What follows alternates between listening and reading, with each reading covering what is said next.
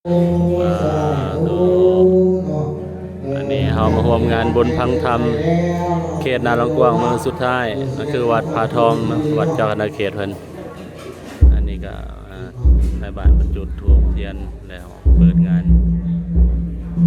ส่วนครูบาอาจารย์มาร่วมงานเนาะก่อนอื่นก็ขอนมัสการท่านครูบาอาจารย์ข้าพเจ้าตามน้ำให้แก่บ้านผาทองข้าพเจ้ารู้สึกภาคภูมิใจอย่างยิ่งเนาะที่ว่าบ้านไกลบ้านเคียงที่ได้มาเตาโฮมความสามัคคีข้าพเจ้ารู้สิ่งใดเนาะสื่อพบแทนแต่ว่าอันนี้เพื่ออย่างนอกเราเพื่ออนุรักษ์รักษาที่พ่อประเพณีตั้งแต่พ่อเฒ่าแม่เฒ่าตั้งแต่เก่าแต่เดิมเกิดมาเนาะเพื่อรักษาความสามัคคีและรักษาวัฒนธรรมที่เหล่าสาวพุทธของเราเนาะและจึงได้ซื้อพรมาฮอดปัจจุบันนี้แล้วมาฮอดวันนี้เนาะ